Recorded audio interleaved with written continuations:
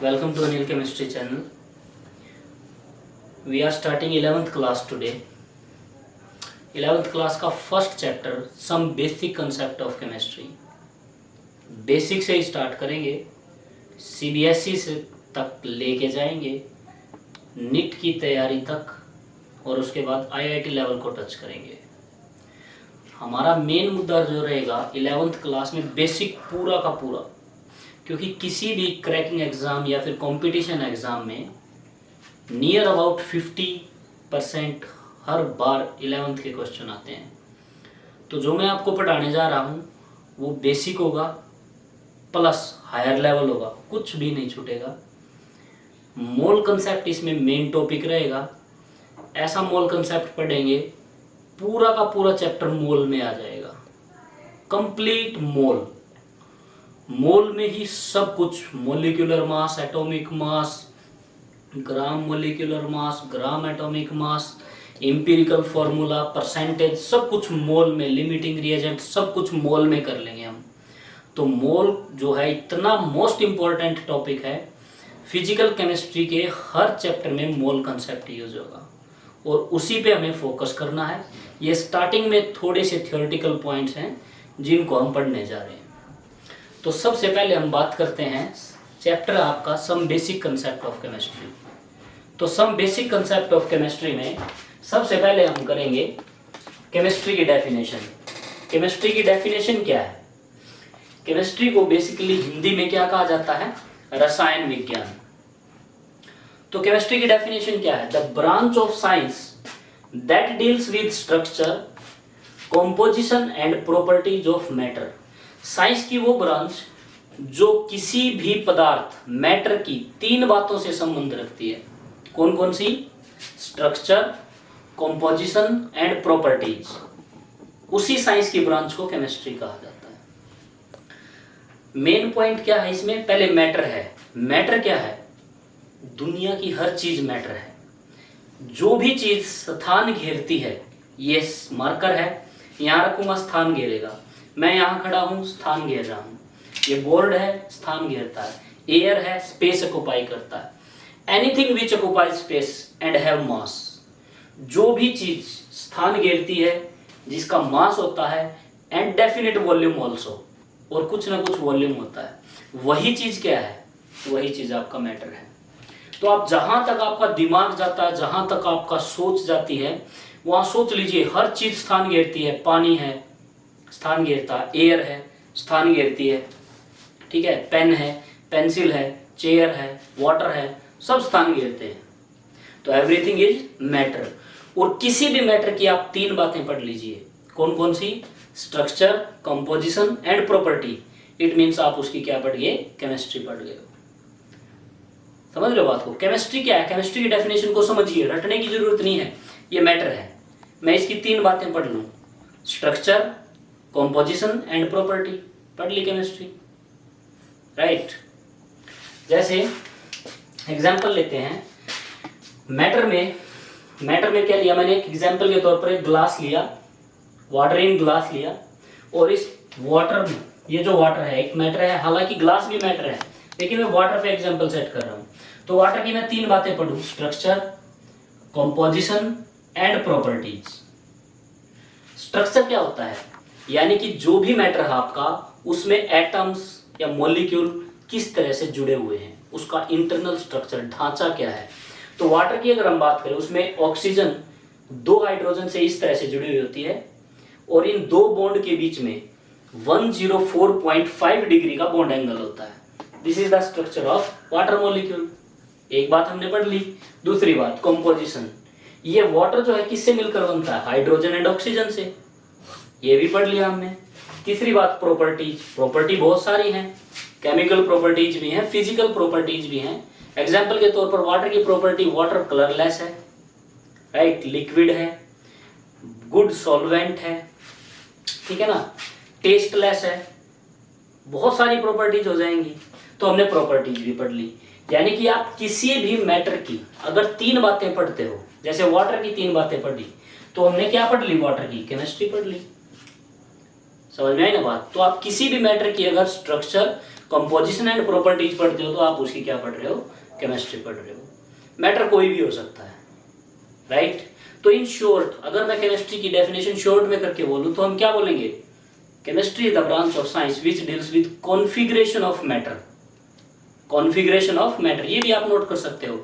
Chemistry is the branch of science which deals with configuration of matter.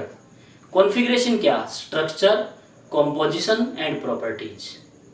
बहुत सारी जगह या बहुत जगह पर बताया जाता है chemistry is the study of chemicals and chemical reaction. Note, chemistry is not study of chemicals and chemical reaction, it is study of matter and its properties, composition and structure, right? Okay, so if we study these 3 points, जैसा मैंने बताया अगर हम 3 points को पढ़ते हैं तो हम क्या पढ़ रहे हैं, वाटर की केमिस्ट्री पढ़ रहे हैं। This is the definition of chemistry.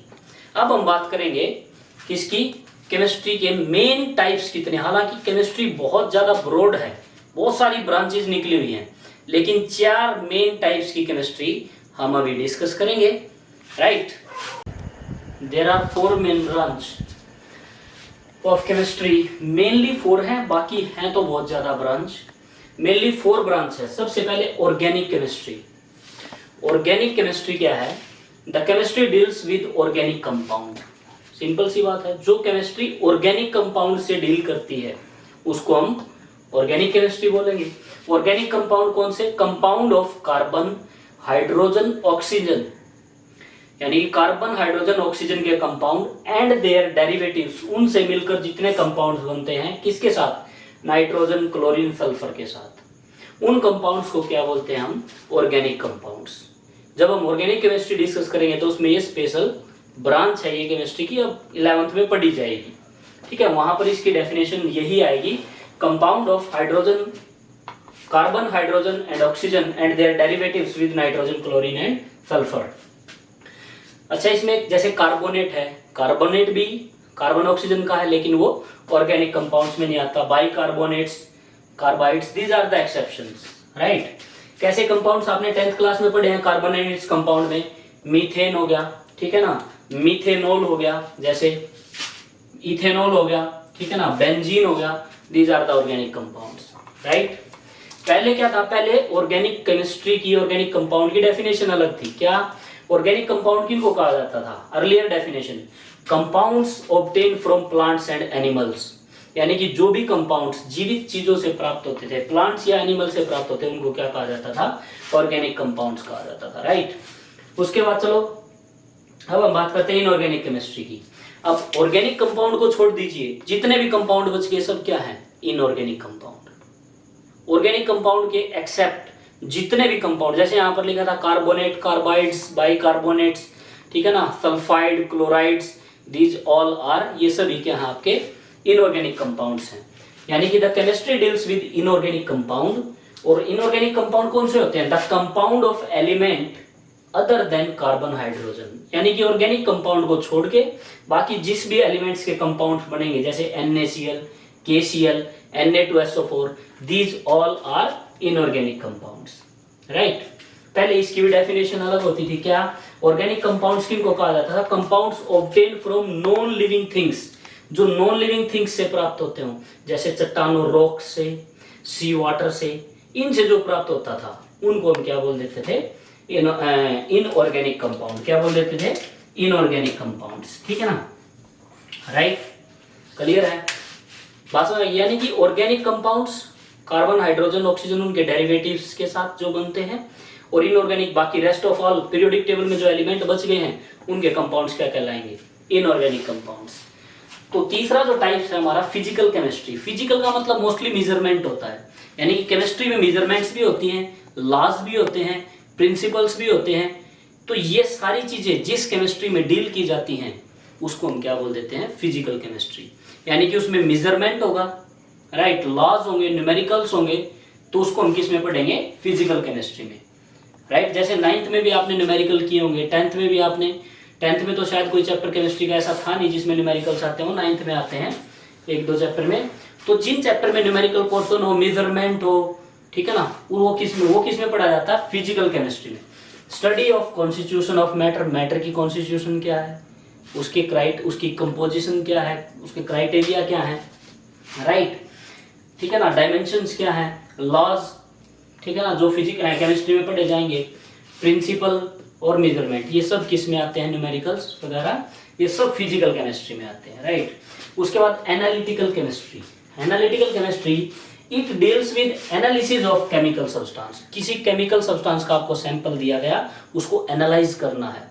किस केमिस्ट्री में पढ़ेंगे, एनालिटिकल केमिस्ट्री में, right. It is of two type. उसको दो तरीके से पढ़ेंगे। केमिकल सब्सटेंस जो आपको सैंपल दिया है उसकी क्वालिटी चेक करेंगे। क्वालिटी यानी कि उसमें है क्या चीज, क्या क्या चीज मिली हुई है, राइट, उसमें क्या प्रेजेंट है, what is present in the sample, given sample. उसको तो हम कौन सी केमिस्ट्री बोलेंगे, उसको बोलेंगे क्वालिटेटिव एनालिसिस। उसको क्या बोलेंगे, qualitative analysis, right.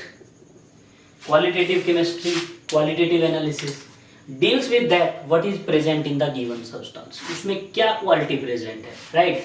Quantitative, quantitative का मतलब कितना अमाउंट है, क्वांटिटेटिव एनालिसिस करेंगे उसका, राइट, बात समझ आ गई।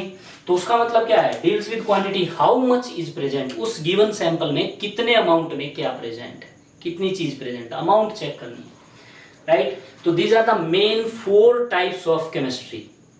इसके अलावा बहुत सारी केमिस्ट्री की ब्रांचेज हैं जो मतलब हम ज्यादा नहीं पढ़ते हैं लेकिन सुनते हैं। कौन कौन सी, जैसे बायोकेमिस्ट्री। बायोकेमिस्ट्री क्या है, नेम से ही क्लियर है, chemistry related with living organisms and life process. Living organism और लाइफ प्रोसेस से केमिस्ट्री जो भी संबंध रखती है वो हम किस में पढ़ते हैं, बायोकेमिस्ट्री में।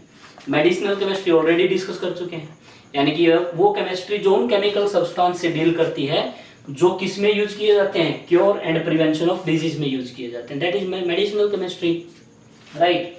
Geochemistry, geochemistry deals with ores. Geo का मतलब अर्थ, अर्थ में से क्या निकलते हैं, ओर मीन्स अयस्क, जो जिनमें से फिर मेटल एक्सट्रैक्ट की जाती है, बड़े बड़े मिट्टी के लम्प्स, ठीक है ना, मिनरल्स अर्थ से निकलते हैं, कोयल, पेट्रोलियम। तो जियोकेमिस्ट्री इनसे डील करती है, right. Nuclear chemistry as name, जैसे deals with nuclear reactions, radioactive substance से डील करती है न्यूक्लियर केमिस्ट्री।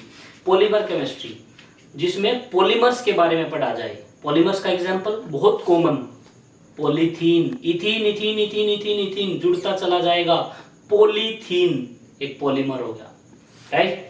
तो जिसमें पॉलीमर्स के बारे में पढ़ा जाए that is polymer chemistry. Green chemistry, last के डिकेड्स में इस पर बहुत ज्यादा ध्यान दिया जा रहा है, पिछले दशक से इसको काफी ज्यादा एक्नॉलेज किया जा रहा है।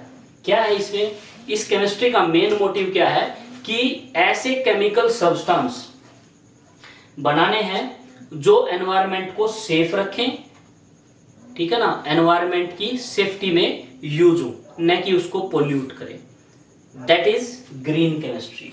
ग्रीन केमिस्ट्री में उन सब्सटेंस का प्रोडक्शन किया जाता है। तो आप इसको नोट कर लीजिए एक बार, उसके बाद हम आगे बढ़ते हैं।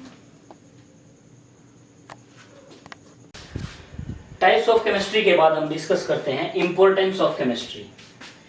केमिस्ट्री की इंपॉर्टेंस क्या है, लिमिटलेस,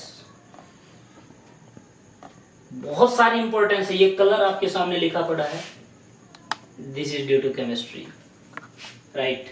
ये बोर्ड का जो मेटल बना हुआ है, this is due to chemistry. ये जो क्लॉथ डाले हुए हैं, this is due to chemistry. इतनी ज्यादा इंपॉर्टेंस है, बहुत ज्यादा। तो केमिस्ट्री ब्रॉड इंपॉर्टेंस के साथ हमारे साथ है। तो इंपॉर्टेंस ऑफ केमिस्ट्री में सबसे मेन बात पर आते हैं, सबसे पहले इन मेडिसिन्स। केमिस्ट्री ने बहुत ज्यादा important medicine, life saving drugs हमें प्रोवाइड करवाई हैं। जैसे it provide life saving drugs taxol cisplatin, ये कैंसर के मरीज को दी जाती है, use in cancer therapy.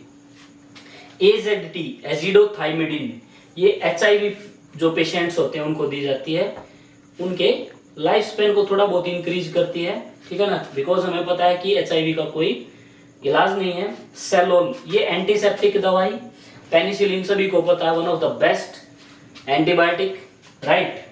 Surgery पहले कैसे, सर्जरी पॉसिबल नहीं थी पहले, क्यों, एनेस्थेसिया नहीं था, बेहोश नहीं कर पाते थे, बहुत ज्यादा पहले की अगर हम बात करें। अभी सर्जरी बहुत इजीली पॉसिबल है, क्यों, एनेस्थेसिया प्रेजेंट है और उसके द्वारा हम पेशेंट्स को बेहोश कर देते हैं। तो surgery is now also easy due to medicines, right. उसके बाद इन मेडिसिन, आफ्टर मेडिसिन से हम चलते हैं इन एग्रीकल्चर। एग्रीकल्चर में भी बहुत ज्यादा इंपॉर्टेंट रोल है। पहले क्या होता था, फसल जो होती थी, क्रॉप जो होती थी, वो इनके पेस्ट के कारण या इंसेक्ट के कारण क्या हो जाती थी, खराब हो जाती थी। अब केमिस्ट्री ने ऐसे ऐसे केमिकल्स प्रोवाइड करवाए हैं जिनकी वजह से पेस्ट भी खत्म हो जाते हैं और इंसेक्ट्स भी खत्म हो जाते हैं, वीड्स भी खत्म हो जाते हैं केमिकल का यूज करके। तो और फर्टिलाइजर्स तो बहुत ज्यादा अच्छे प्रोवाइड करवाए हैं केमिस्ट्री ने, जिनसे क्रॉप की प्रोडक्शन बढ़ती है, राइट। तो it provide fertilisers, insecticides, pesticides helpful to crop protection. ये सभी क्रॉप को प्रोटेक्ट भी करते हैं और फर्टिलाइजर्स जो है क्रॉप प्रोडक्शन में हेल्प भी करते हैं, यील्ड ज्यादा करते हैं। उसके बाद आता है प्रिजर्वेटिव्स। प्रिजर्वेटिव्स जो क्या होते हैं, जो फूड को प्रिजर्व, लंबे टाइम तक बचा के रखते हैं, सेफ रखते हैं, right. Help in food preservation, ठीक है ना। बहुत सारे ऐसे फूड होते हैं जो हमारे पास पैक होके आते हैं, दो एक महीना वो पैक रहते हैं लेकिन खराब नहीं होते, क्यों? उनमें प्रिजर्वेटिव्स मिले होते हैं। प्रिजर्वेटिव्स क्या है, जैसे सोडियम बेंजोएट एक केमिकल है जो प्रिजर्वेटिव के तौर पर यूज किया जाता है। तो ये भी केमिस्ट्री की ही देन है। उसके बाद हम देखते हैं इंडस्ट्री में। इन इंडस्ट्रीज में केमिस्ट्री का बहुत इंपॉर्टेंट रोल है, बहुत ज्यादा इंपॉर्टेंट रोल। कैसे? प्लास्टिक ले लीजिए, हमारे आसपास का बहुत सारा मटेरियल जो भी आप देखते हो प्लास्टिक में क्या पीवीसी है, लिखा हुआ होता पाइप पे, देखना आप लोग, पीवीसी पॉलीविनाइल क्लोराइड लिखा होता है, या टेफ्लॉन लिखा होता है। जनरल जो घर में यूज करते हैं पॉलीथीन या फिर नायलॉन की जो रस्सियां आती हैं या फिर धागे आते हैं, ये सब किसकी वजह से हैं? केमिस्ट्री की देन है, राइट। बेकेलाइट जो कि एक पॉलीमर है, ये भी किसकी वजह से आता है? ये भी केमिस्ट्री की देन है। उसके बाद chemical process are used in extraction of metals. जो मेटल्स इतनी ज्यादा यूज होती है, देखिए हमारे व्हीकल्स भी हैं, घरों में लगाए जाने वाली और भी चीजें यूज करने वाली और भी बहुत सारी चीजें हैं जो मेटल्स की बनी हुई होती है। तो मेटल्स का एक्सट्रैक्शन भी किस तरह से होता है? केमिकल प्रोसेस से होता है, and also due to chemistry. यहाँ पर भी केमिस्ट्री की इंपॉर्टेंस है। उसके बाद सीमेंट ले लीजिए बिल्डिंग मटेरियल के लिए, ग्लास ले लीजिए, ठीक है ना, ग्लास ले लीजिए। यहाँ पर पेंट आना था, ये पेन लिखा गया by mistake, it is paint, right. Paint, lubricant, synthetic rubber, these are also due to chemistry, right. तो हमारी कंफर्टेबल में केमिस्ट्री का बहुत ज्यादा इंपॉर्टेंट रोल है, ठीक है ना। हमारी लाइफ को कंफर्टेबल बना दिया केमिस्ट्री ने। कॉमन यूज मटेरियल अगर हम ले, these are also provided by chemical process. ये भी केमिकल प्रोसेस से ही में मिलते हैं, जैसे soap, detergent, oil, cosmetic, acid, salt, colours, right ना। ये सब किसकी वजह से हैं? ये भी केमिस्ट्री की ही देन है। थोड़ा सा मेडिकली और देखते हैं। इन द ब्रेन में नाइट्रिक ऑक्साइड, ये NO जो कंपाउंड है, एक्ट एज मैसेंजर कंपाउंड का काम करता है in the transmission of brain wave को ट्रांसमिट करने में एक केमिकल का यूज होता है जिसका नाम क्या है? NO। तो बॉडी में भी केमिस्ट्री का, बॉडी में तो ऑब्वियसली है ही बहुत ज्यादा रोल, ठीक है ना। एंड इन इम्यून सिस्टम, हमारे इम्यून सिस्टम में it slow down the growth of tumour cell. ये ट्यूमर सेल्स की ग्रोथ को क्या करता है? स्लो डाउन कर देता है। कौन? Nitric oxide. After that principle of chemistry.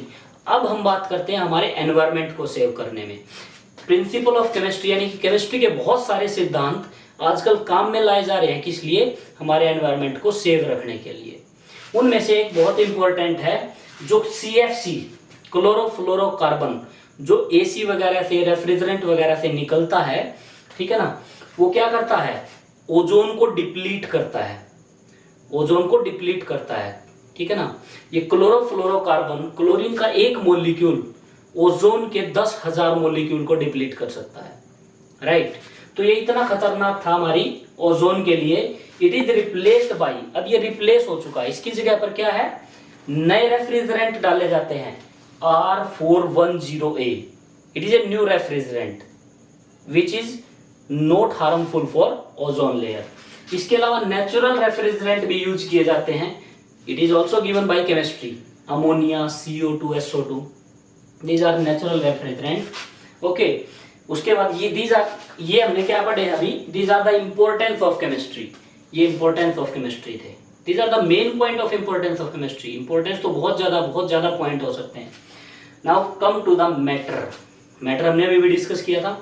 Matter anything which occupy space and have definite mass and volume, कोई भी चीज जिसका फिक्स जो स्थान घेरती है, जिसका मास होता है और वॉल्यूम होता है, उसी को हम मैटर बोल देते हैं। ऑलरेडी मैं आपको बता चुका हूं। अब मैटर को क्लासिफाई किया गया। मैटर कितने प्रकार का होता है? 2 प्रकार का। मैटर कितने टाइप्स का होता है? 2 टाइप्स का होता है।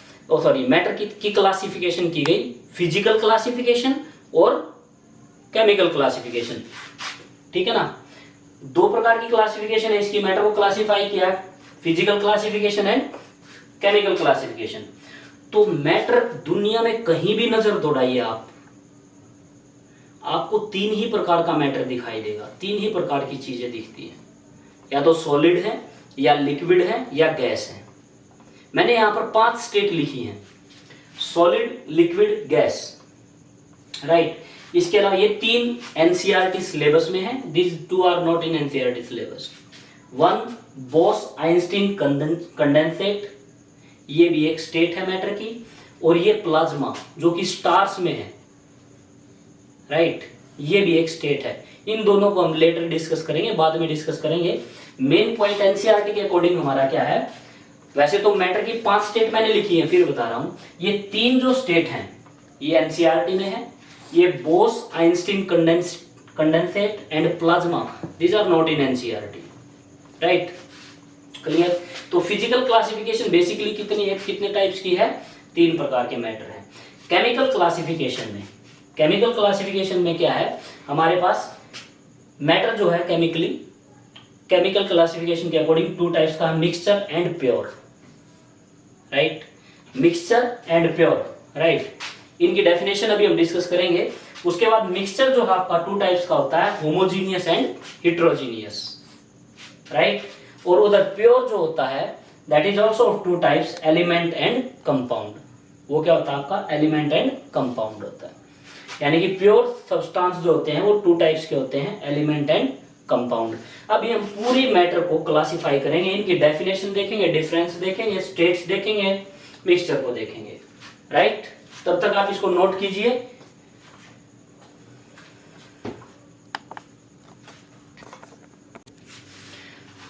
मैटर की फिजिकल क्लासिफिकेशन, मैटर की 3 टाइप्स की फिजिकल क्लासिफिकेशन है, सॉलिड, लिक्विड और गैस। यानी कि मैटर आपका 3 स्टेट में पाया जाता है। मैंने अभी बताया था वो 5 स्टेट में पाया जाता है, सॉलिड, लिक्विड एंड गैस। ये 3 तो हमारी एनसीईआरटी में है। जो 2 स्टेट मैं आपको बता रहा था, 1 is plasma, 4th state is plasma. Plasma state क्या होती है? एक ऐसी स्टेट जिसमें गैस आयोनाइज फॉर्म में पाई जाती हो, उस स्टेट को क्या कहा जाएगा? प्लाज्मा स्टेट, जिसमें पॉजिटिव और नेगेटिव आयंस हो, प्लाज्मा स्टेट। वो प्लाज्मा स्टेट कहां पर पाई जाती है? स्टार्स पर पाई जाती है, बहुत ज्यादा हाई टेम्परेचर पर। और 5th स्टेट क्या थी? बोस आइंस्टीन कंडेंसेट स्टेट, ये 5th स्टेट है। ये स्टेट कौन सी है? जिसमें gas of boson 0 degree absolute 0 kelvin temperature पर जिस स्टेट में पाई जाती है, gas of boson absolute 0 kelvin temperature पर जिस स्टेट में पाए जाते हैं, उस स्टेट को क्या कहा जाता है?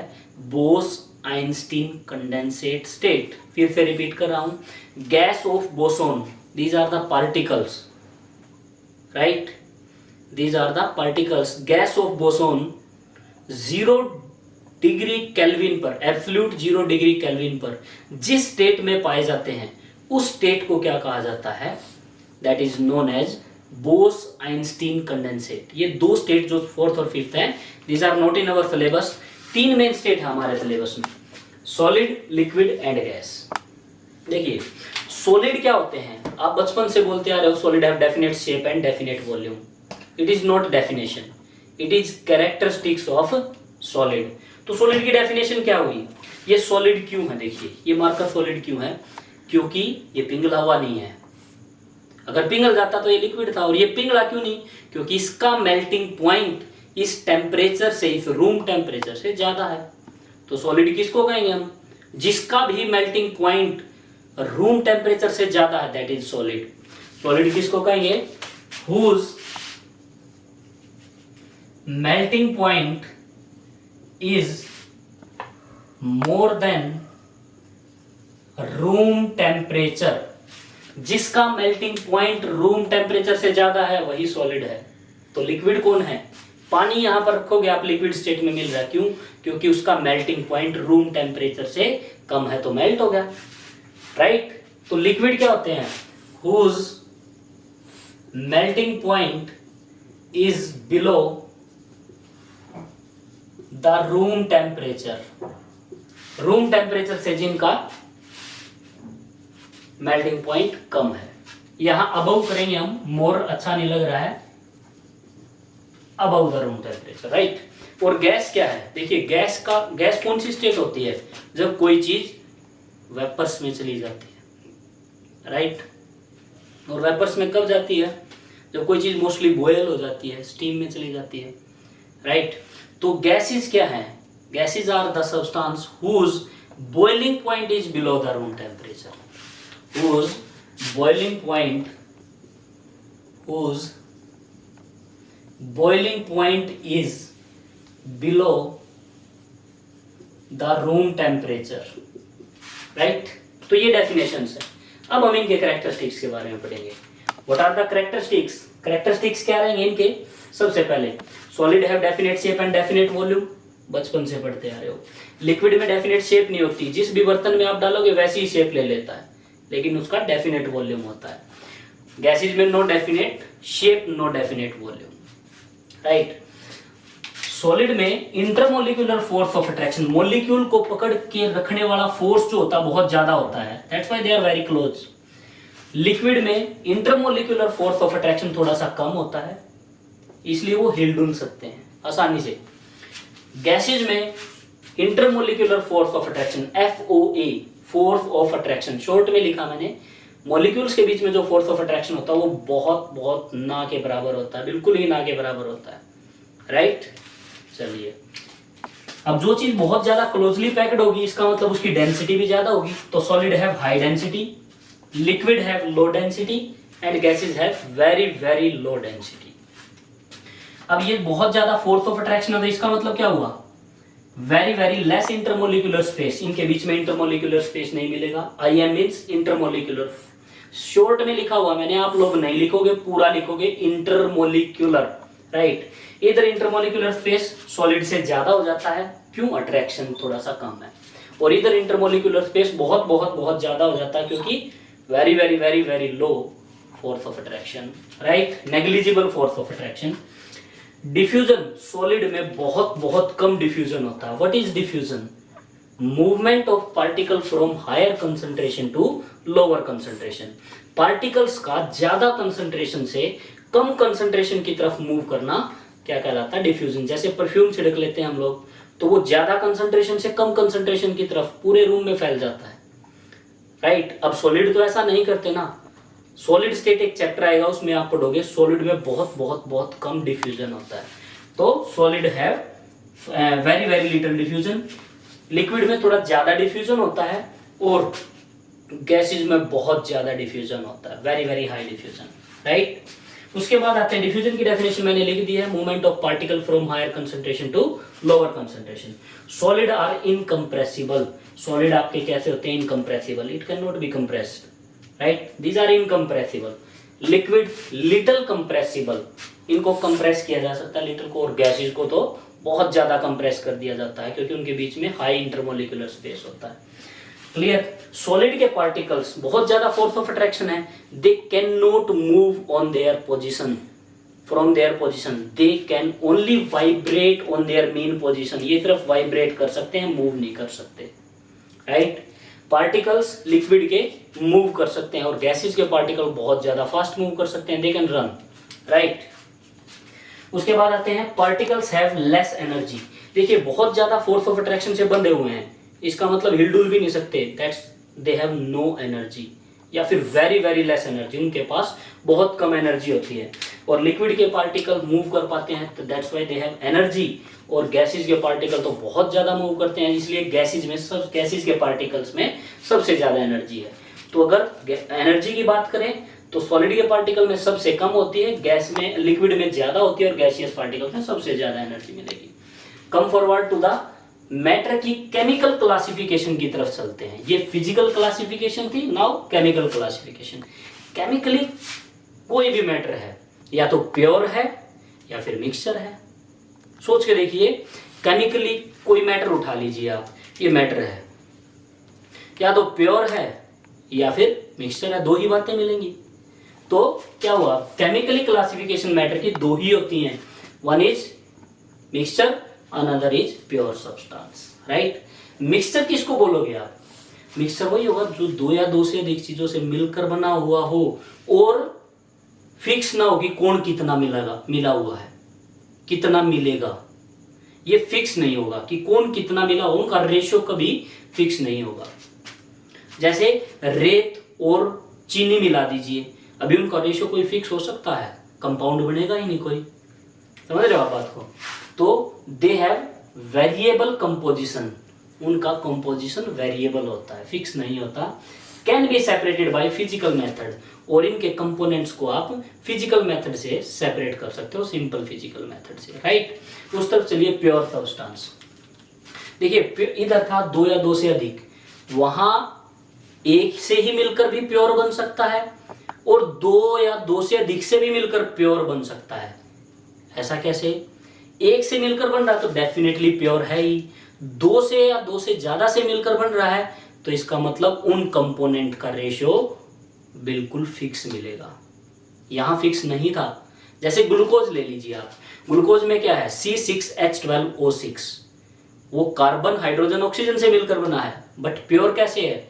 क्योंकि उसमें हर बार कार्बन हाइड्रोजन और ऑक्सीजन ही होगी और उनका मास का रेशियो फिक्स होगा।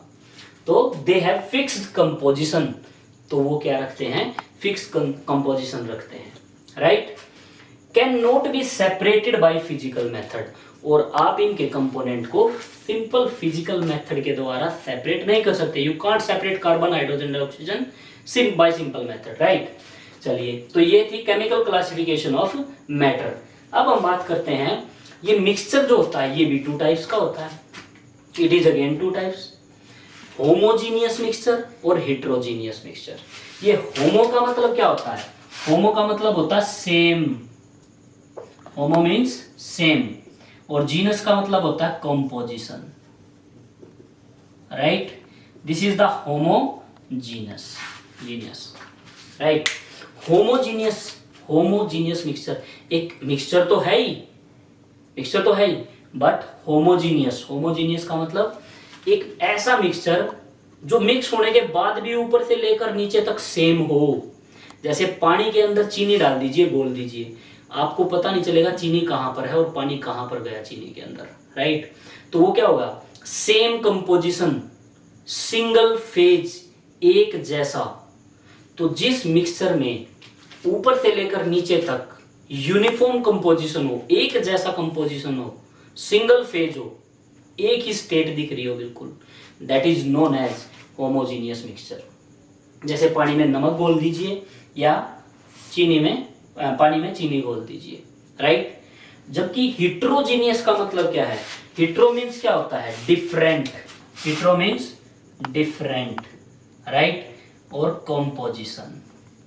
समझे बात को? हिट्रो मीन्स डिफरेंट और जीनस मीन्स कंपोजिशन। यानी कि आपने एक मिक्सचर बनाया बट उसकी कंपोजिशन वो देखने में साफ अलग अलग दिखाई दे रहा है। जैसे पानी में रेत मिला दीजिए तो रेत अलग बैठ जाएगा और पानी अलग रहेगा, तो आपको दो फेज दिखेंगे, दो अलग अलग फेज दिखाई देंगे। तो जिस मिक्सचर में दो या दो से अधिक फेज दिखते हो या नॉन यूनिफॉर्म एक जैसी कंपोजिशन ना हो, that is known as heterogeneous mixture. उसको क्या कहा जाता है? हिट्रोजीनियस मिक्सचर कहा जाता है, right. Example, sand in water. अब होमोजीनियस मिक्सचर में क्या होता है? Can not be separated by physical method. पानी में चीनी घुल गई, आप उसको सिंपल फिजिकल मेथड छान के अलग नहीं कर सकते, फिल्टर करके नहीं कर सकते हो, ठीक है ना। हिट्रोजीनियस मिक्सचर में ये जो कंपोनेंट है हिट्रोजीनियस मिक्सचर के, उनको सिंपल फिजिकल मेथड से भी सेपरेट किया जा सकता है, राइट। अब आ जाइए आप, ये मिक्सचर के मिक्सचर की क्लासिफिकेशन थी, और इधर हम डिस्कस करते हैं अभी प्योर सब्सटेंस को। ये क्लासिफाई करके मैंने इधर नीचे उतार लिया, राइट। प्योर सब्सटेंस दो प्रकार के होते हैं, एलिमेंट एंड कंपाउंड। एलिमेंट को हिंदी में तत्व बोलते हैं। क्या होते हैं एलिमेंट? आपने पढ़ा है पीरियोडिक टेबल में, वी हैव 118 एलिमेंट। समझ रहे हो बात को? आयरन है, आयरन एक एलिमेंट है जिसमें सिर्फ आयरन के ही एटम हैं। गोल्ड है, गोल्ड में किसके एटम है? सिर्फ गोल्ड के। हाइड्रोजन है, एक एलिमेंट है, पहला ही एलिमेंट, उसमें किसके एटम है? हाइड्रोजन के। तो एलिमेंट क्या होते हैं? एक प्योर सब्सटेंस जिसमें सिर्फ एक ही प्रकार के एटम हो। तभी तो हमारे पास कितने टाइप्स के एलिमेंट्स हैं? 118। इसका मतलब हर एक एलिमेंट में क्या है? एक ही प्रकार का एटम है, राइट। क्लियर है? एक एलिमेंट में एक प्रकार का, दूसरे एलिमेंट में डिफरेंट एटम। मेरी बात समझ आ रही है? तो एलिमेंट्स क्या होते हैं? The pure substance which are made up of one type of atom. Carbon, nitrogen, oxygen, sulphur, Na 118 है, right. Can not be decompose into simpler. अब वो बना ही एक ही टाइप के हैं तो सिंपल ही है ना सारे के सब, मतलब उसमें सेम टाइप के एटम है, तो उसको तोड़ के निकालेंगे क्या? उससे सिंपल तो हो ही नहीं सकता, वो पूरा ही सिंपल है अपने आप में, राइट। तो can not be decompose into simpler. उधर चलते हैं, कंपाउंड क्या होता है? दो या दो से अधिक एटम, ध्यान से सुनिएगा, दो या दो से अधिक एटम कंबाइन करेंगे। सेम टाइप्स के भी हो सकते हैं, डिफरेंट टाइप के भी हो सकते हैं। क्लियर? दो या दो से अधिक एटम कंबाइन करके मॉलिक्यूल बनाएंगे, और वो मॉलिक्यूल किसी कंपाउंड का होता है। मेरी बात समझ में आ रही है? मेरी बात समझ आ रही है ना? दो या दो से अधिक एटम मिलकर कंपाउंड बनाएंगे, पर वो प्योर कैसे है? वाटर ले लीजिए, प्योर कैसे? वाटर देखिए कंपाउंड है, प्योर कैसे? वाटर में हर बार H2O ही मिलेगा, फिक्स रेशो में। समझ में आई ना बात? तो प्योर सब्सटेंस हुआ। तो टू और more atom combine in fix proportion of their mass.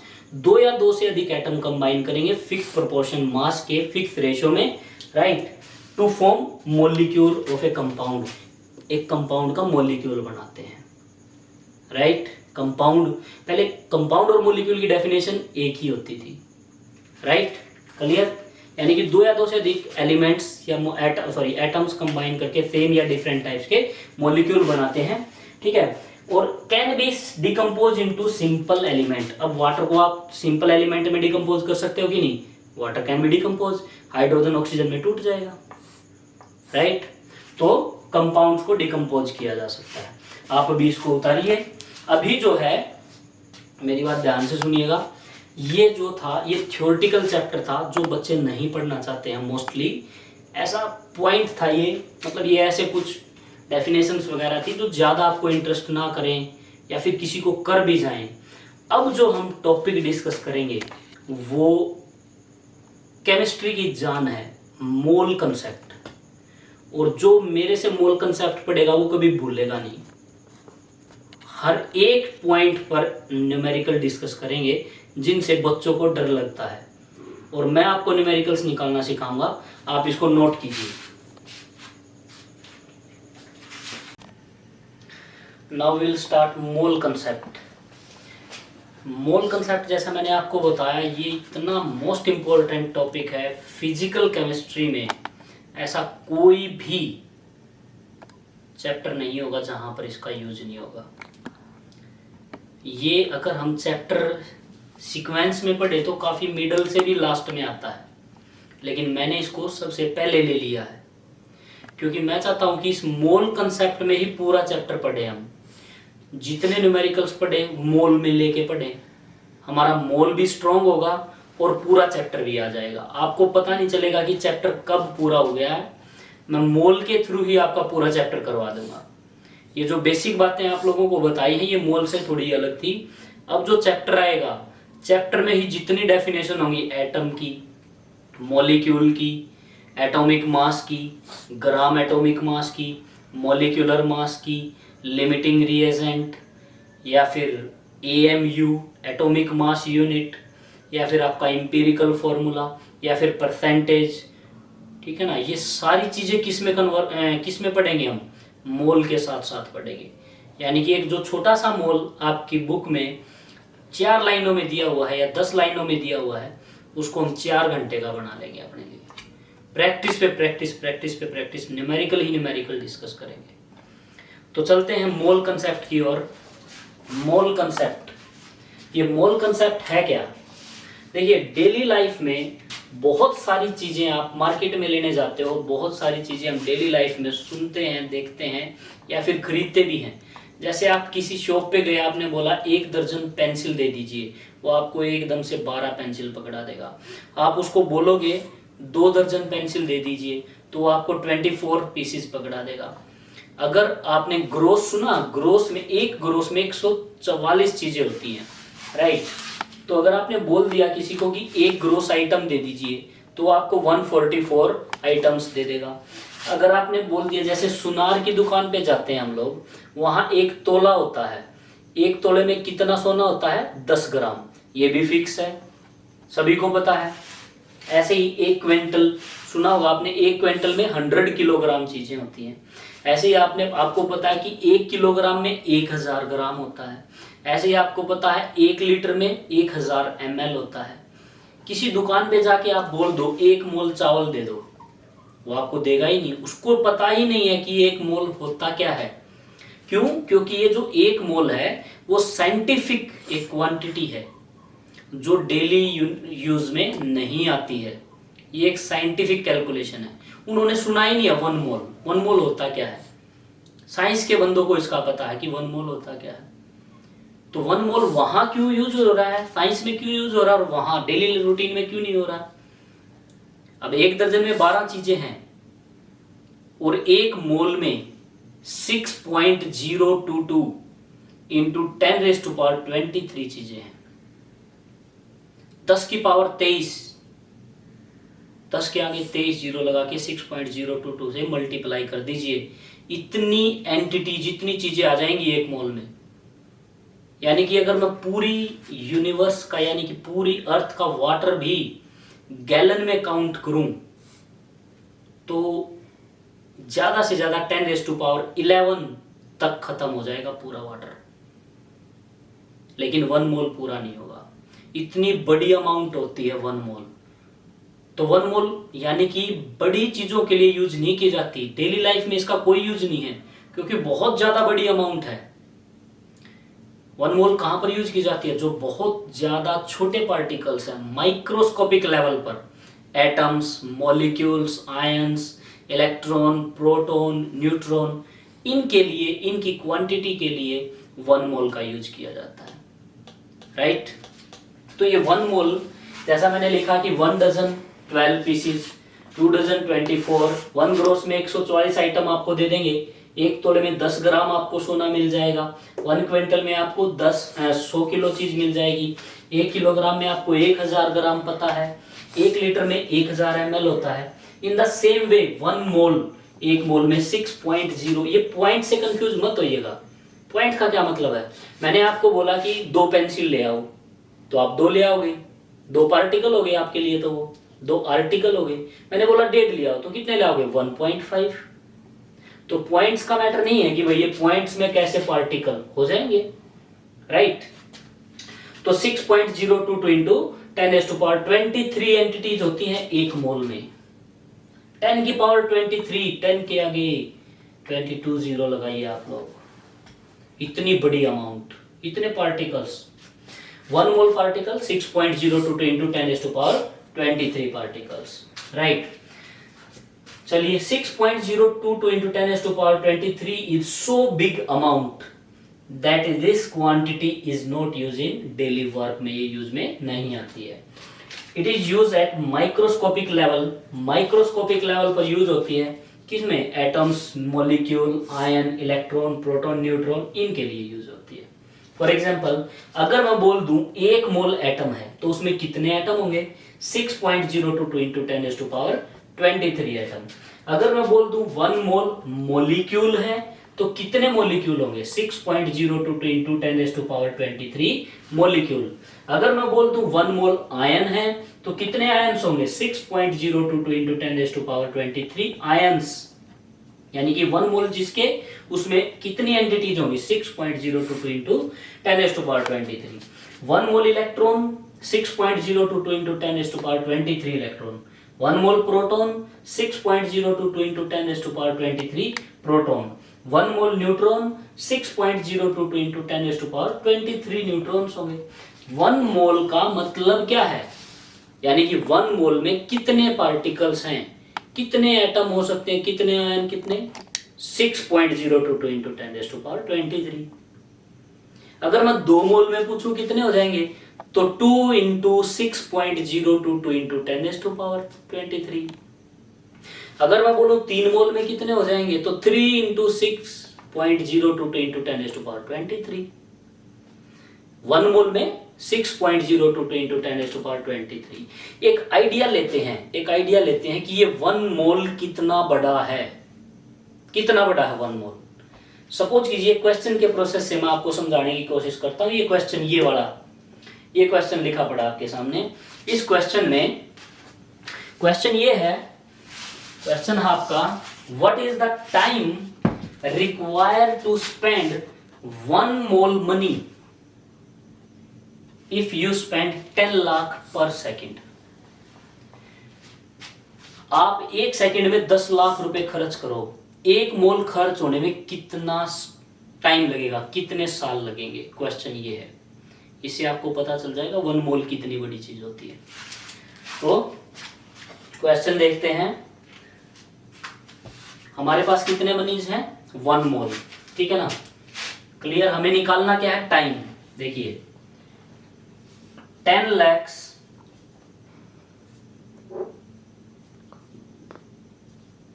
spend in 1 second। कितनी सेकंड में 1 सेकंड में। 1 lakh spend, 1 lakh money spend इन, यानी कि 10 लाख रुपीज कर लेंगे, या इसको 10 की पावर 6 कर लीजिए आप। 10 lakhs का मतलब कितना 10 की पावर 6, 10 की power 6 rupees spend in 1 second. 1 rupees spend in 10⁻6। और how much money we have 1 mole, यानी कि 6.022 into 10⁻23 mole rupees will spend in, multiply by 6.022 into 10⁻23। Right, यहां से क्या आएंगी, ये आएंगी सेकेंड्स। राइट, तो आप इसको कैंसिल करोगे, ये कितना आ जाएगा। पावर जब है 10 की पावर 6 है, नीचे प्लस का, ऊपर जाएगी माइनस की हो जाएगी। तो माइनस की कितनी हुई 6 पावर, प्लस की कितनी है 23। तो 23 में से माइनस की 6 घट जाएंगी, कितनी बचेंगी 17। तो कितनी सेकंड आई हमारे पास 6.022 इंटू 10⁻17 seconds. These are the seconds. लेकिन हम ईयर में निकालते हैं इस क्वेश्चन को, तो मेरे को इन सेकेंड्स को किस में बदलना है, ईयर्स में। ईयर्स में बदलूं मैं अगर, तो क्या करूंगा, पहले 1 दिन में देख, 1 घंटे में, 1 मिनट में 60 सेकंड। राइट, क्लियर है। 1 घंटे में 60 मिनट, 1 घंटा हो गया मेरे पास सेकंड्स के। और 24 मतलब 1 घंटे, 1 दिन में 24 घंटे, और 1 साल में कितने 365 डेज। यानी कि ये मैंने 1 साल की सेकंड लिख दी इधर। तो 1 ईयर की सेकंड से टोटल को डिवाइड कर दूंगा, it will be near about 10 की पावर 11 ईयर्स। लगभग 10 की पावर 11 ईयर लग जाएंगे। 10 की पावर 11 ईयर का मतलब क्या है, 1 अरब साल से भी ज्यादा, 10 अरब साल से भी ज्यादा। यानी कि अगर आप 1 सेकंड में 10 लाख रुपए भी खर्चो और आपके पास 1 मोल रुपीज हैं, तो 10 अरब साल से भी ज्यादा में खर्च होंगे जाके। इतनी बड़ी अमाउंट है ये। तो इतने ज्यादा पार्टिकल अगर हो तो उनको काउंट कौन करेगा। समझ में आ रही है बात। तो डेली लाइफ में इनका यूज नहीं है, तो इनका यूज कहाँ है, बहुत छोटे पार्टिकल्स के लिए। अब आपके माइंड में ये भी आ रहा होगा कि ये किसको पता चला कि भाई एक मोल में इतने पार्टिकल्स हैं। ये किसको पता चला? मास स्पेक्ट्रोमीटर के द्वारा, मास स्पेक्ट्रोमीटर के द्वारा बताया गया 1 मोल कंटेन 6.022 इंटू 10⁻23 पार्टिकल्स। ब्रीफली पूरा एक्सप्लेन से डिस्कस करेंगे इसको। एक और न्यूमेरिकल देखते हैं, एक मोल क्या है। इसके लिए what is the amount credited in one person account if 1 mole rupees is distributed in entire population present on earth। यदि पूरी अर्थ की पॉपुलेशन, जितने भी आदमी हैं, सबके अकाउंट में 1 मोल पैसा डालना है, सबको 1 मोल देना है, सबको एक अलग अलग नहीं, पूरी पॉपुलेशन में 1 मोल रुपीस बांटने हैं, एक पर्सन के अकाउंट में कितने आएंगे? अब पहले इसके लिए हमें क्या पता होना चाहिए कि पॉपुलेशन कितनी है। पॉपुलेशन उन्होंने बोला 7 बिलियन। 7 बिलियन का मतलब 7 इंटू 10⁻⁹, राइट। तो देखते हैं निकालना क्या है, अमाउंट क्रेडिटेड, राइट, क्लियर है। तो हम क्या करेंगे, टोटल अमाउंट कितना है 1 mole. What is the total amount? 1 mole. 1 mole का मतलब 6.022 इंटू 10⁻23 रुपीज है। और टोटल पर्सन कितने हैं? 7 बिलियन। तो टोटल पर्सन से डिवाइड कर देंगे हम 1 मोल रुपीज को। अगर आपके पास 100 रुपीज है, 10 के अकाउंट में डालना चाहते हो, तो आप क्या करोगे, 100/10 टोटल रुपीज बाई जितने पर्सन है, तो टोटल रुपीज 1 मोल। पर्सन कितने हैं? 7 बिलियन बताइए पूरी अर्थ की पॉपुलेशन। तो पूरी अर्थ की पॉपुलेशन होगी 7 बिलियन, यानी कि 7 multiply by 10⁻9। 1 billion is equal to 10⁻9, right. तो इसको सॉल्व करते हैं। यहाँ पर क्या जाएंगे, हमारे पास अमाउंट आ जाएगी। तो 9 ये 10⁻9 प्लस का है, प्लस की पावर है। ऊपर जाएगी किसकी हो जाएगी? माइनस की, राइट। तो माइनस की हो जाएगी तो कितना हो जाएगा? It will be equal to 14। 14 में से 9 घटा दीजिए, आप कितना रह जाएगा? तो 6.022 इंटू 10⁻14 रह जाएगा, डिवाइड बाई 7, राइट। इस 6 के बाद 0 है, देखिए 6 के बाद पॉइंट फिर 0। क्या हम इसको नेग्लेक्ट कर सकते हैं? आपको किसी से 6 रुपए लेने हैं, आपको किसी से 6 रुपए और 1 पैसा लेना है, तो आप 1 पैसे को नेग्लेक्ट कर दोगे। समझ में आ रही है बात?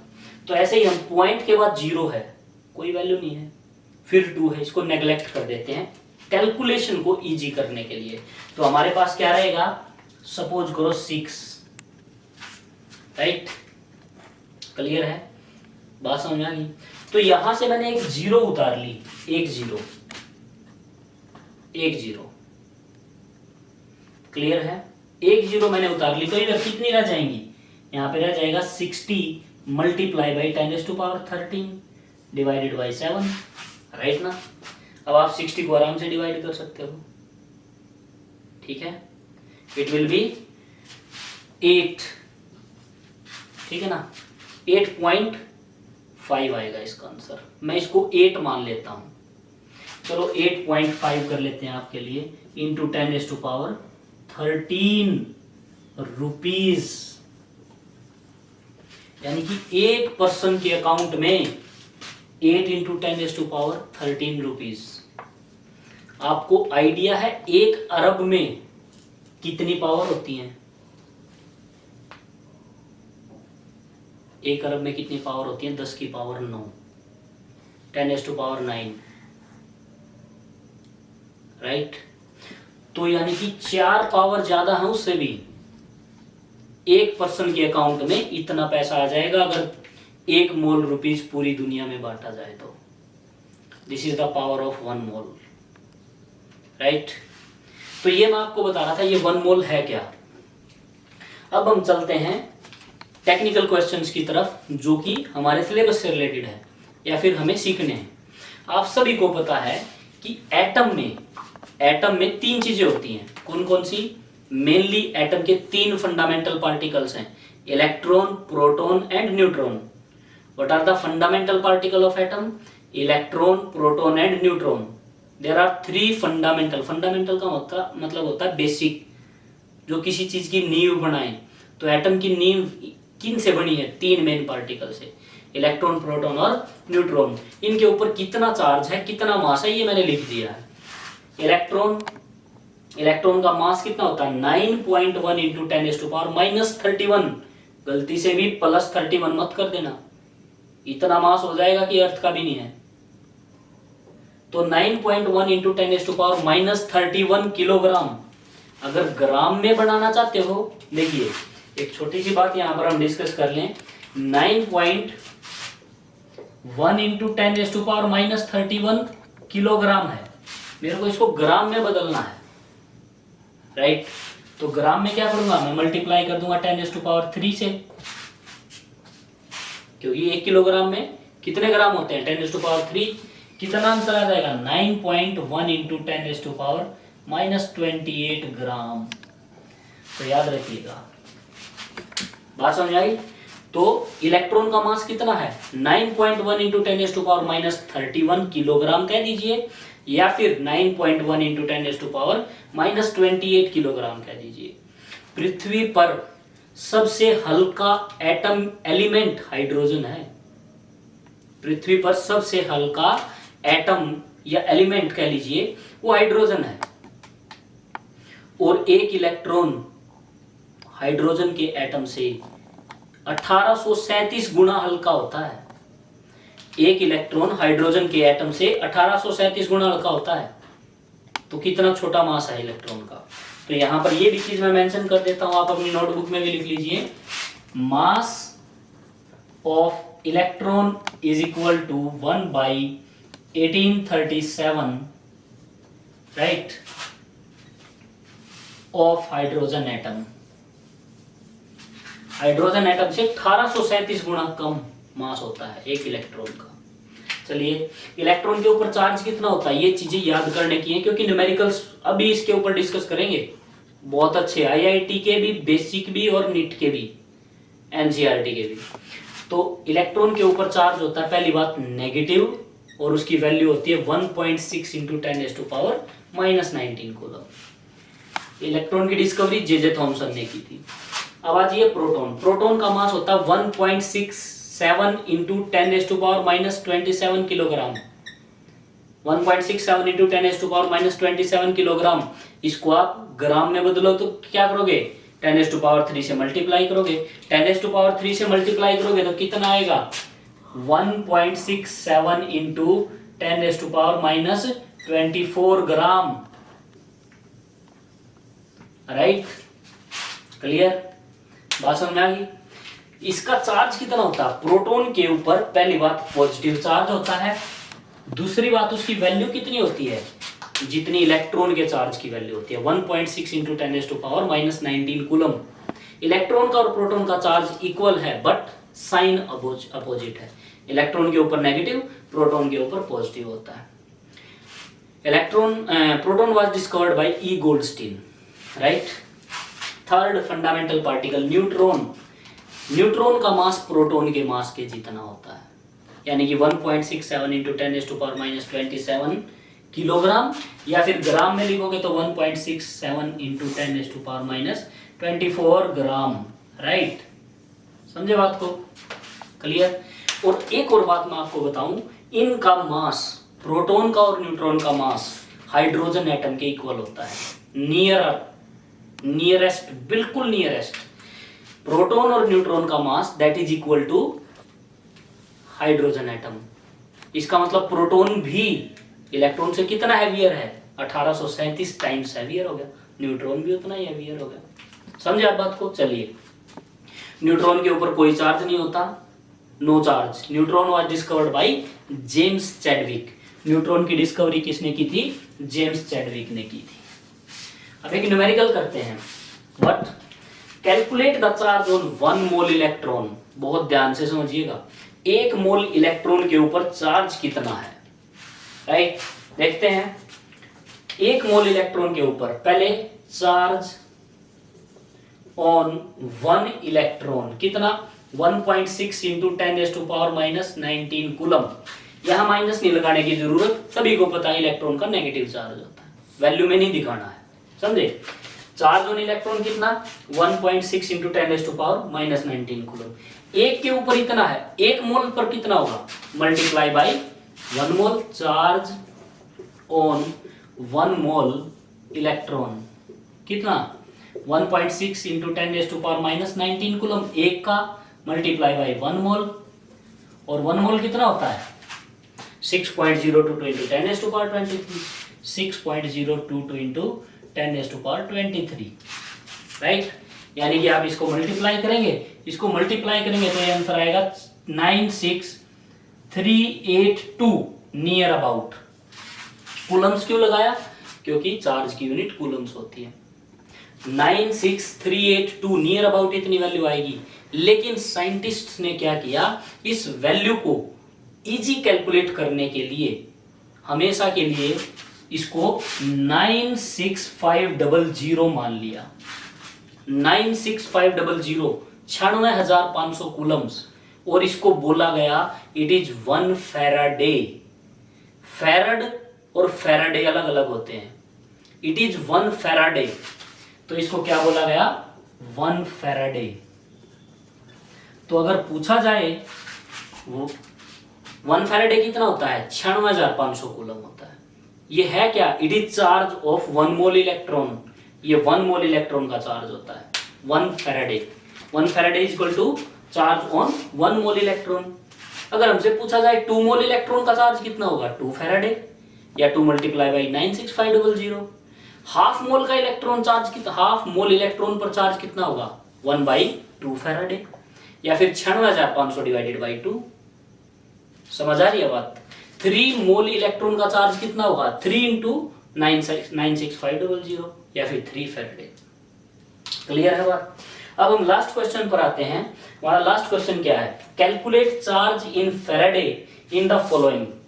इनके ऊपर चार्ज निकालना है, किसमें फैराडे में निकालना है, राइट। यहाँ स्पेस थोड़ा कम है, मैं इसका थोड़ा सा एक्सप्लेनेशन देता हूं। चलो स्पेस बना लेंगे, कोई नहीं। इसने बोला 1 मोल ऑफ सोडियम आयन पर कितना चार्ज है, फैराडे में बताना। 1 मोल ऑफ सोडियम, एक रिएक्शन आप समझोगे ये पूरा क्वेश्चन समझ में आ जाएगा।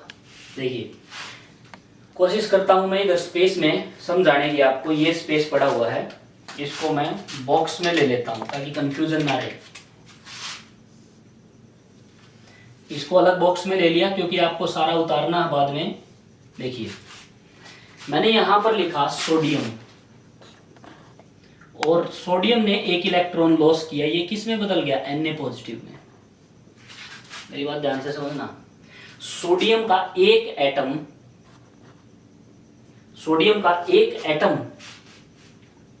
Na पॉजिटिव में बदल गया एक इलेक्ट्रॉन लॉस करके।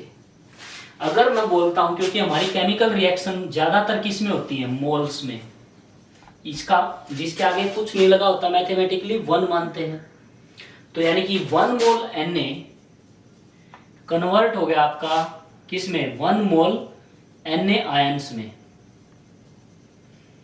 बाय लूजिंग कितना इलेक्ट्रॉन 1 मोल इलेक्ट्रॉन।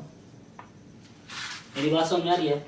अगर मैं एक एटम के लिए बोलता हूं तो एक सोडियम एटम एक इलेक्ट्रॉन लॉस करके एक सोडियम आयन देता है। 1 मोल Na 1 मोल इलेक्ट्रॉन लॉस करके कितना 1 मोल Na आयन देता है। तो 1 मोल इलेक्ट्रॉन लॉस करने पर कितना चार्ज होता है 96500। भाई 1 मोल इलेक्ट्रॉन का चार्ज कितना होता है 96,500 कूलम, यानी 1 फैराडे। यानी कि इसने कितना चार्ज लॉस कर दिया 1 फैराडे लॉस कर दिया। अगर इसने नेगेटिव 1 फैराडे लॉस किया तो इसके ऊपर पॉजिटिव चार्ज दिखाई दे रहा है नहीं। जितना इसने लॉस किया 1 फैराडे नेगेटिव, तो इसके ऊपर चार्ज कितना है वो पॉजिटिव 1 फैराडे हो गया इसका मतलब। तो क्वेश्चन क्या था, calculate charge in Faraday in the following.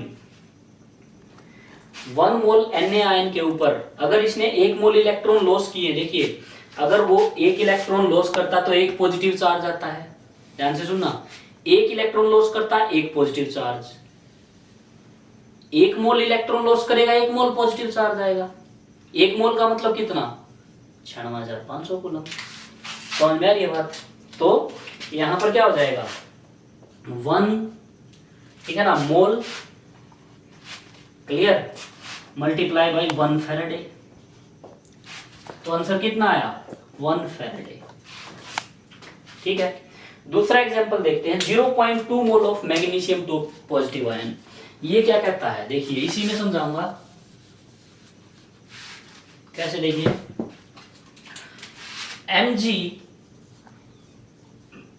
Mg 2 positive में बदलता है 2 इलेक्ट्रॉन लॉस करके।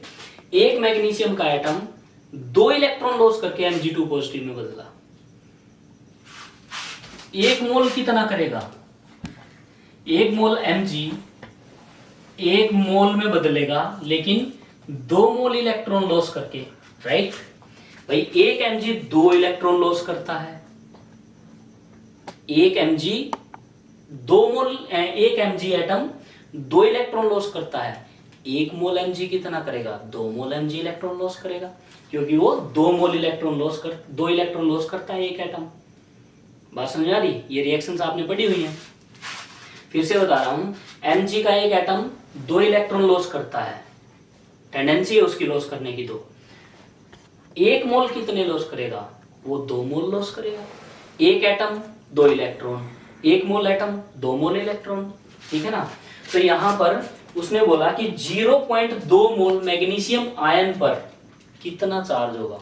तो 0.2 मोल 1 पर कितना है? देखिए 1 पर कितना है? 1 मोल पर 2 मोल, यानी कि 2 फैराडे। 0.2 पर कितना होगा? तो 0.2 मल्टीप्लाई बाई 2 फैराडे, यानी कि 0.4 फैराडे। समझे बात को? चलिए थर्ड पे आते हैं। अब इसने बोला यहां पर कि 1.5 मोल एल्यूमिनियम 3 पॉजिटिव पर कितना हुआ। इसकी भी रिएक्शन लिख के बताता हूं आपको। देखिए क्या हुआ, एल्यूमिनियम लॉस करता है, Al3 पॉजिटिव बन जाता है। कब? जब 3 इलेक्ट्रॉन लॉस करता है। बात समझ आई? एल्यूमिनियम 3 इलेक्ट्रॉन लॉस करके, एक एल्यूमिनियम 3 इलेक्ट्रॉन लॉस करता है।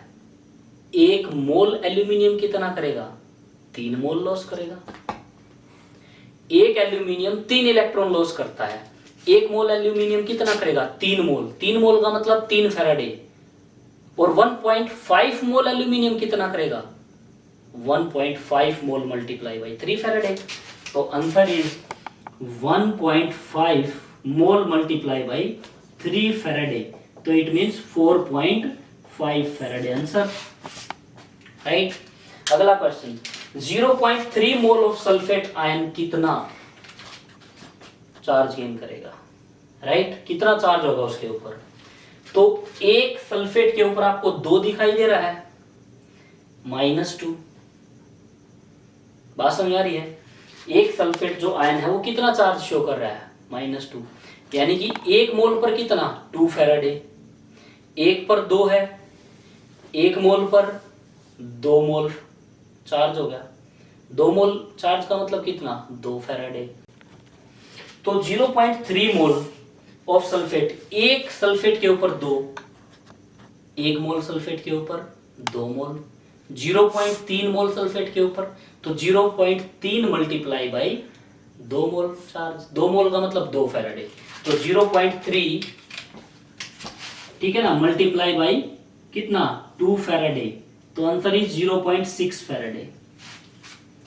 ये था आपका क्वेश्चन। तो यहां पर ये क्वेश्चन आपका सोल्व हो गया। आई थिंक सभी को समझ में आया होगा। ये 2 बॉक्स जो बनाए गए हैं ये इनकी वजह से बनाए गए हैं, पहले नहीं थे। समझ रहे हो बात को? मैं इसको साफ कर देता हूं और इसको इधर लिख देता हूं आपके लिए, ठीक है। यहां पर लिख दिया मैंने Na पॉजिटिव 1 इलेक्ट्रॉन, यानी कि 1 मोल 1 मोल 1 मोल। ऐसे ही मैग्नीशियम के लिए Mg2 पॉजिटिव 2 इलेक्ट्रॉन लॉस करता है, तो 1 मोल 1 मोल, इलेक्ट्रॉन कितना 2 मोल। समझ में आई बात।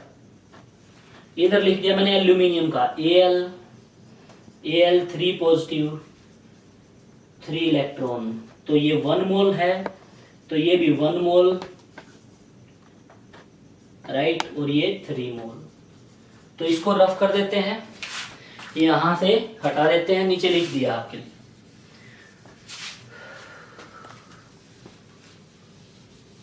ये लीजिए। अभी आप इसको पूरे को अपनी नोटबुक में उतार लीजिएगा, 100% उतारना है, ये नोट्स हैं, ये कहीं नहीं कभी भी समझ में नहीं आएंगे, मिलेंगे नहीं। मोल कंसेप्ट जान है केमिस्ट्री की, फिजिकल केमिस्ट्री की, और ऑर्गेनिक इनऑर्गेनिक सब में यूज होगा कहीं ना कहीं, ठीक है। तो आप इसको उतारिए, अभी मोल खत्म नहीं हुआ है, ये मोल स्टार्ट हुआ है, खत्म बहुत लेट होगा। आप लोग उतारिए इसको।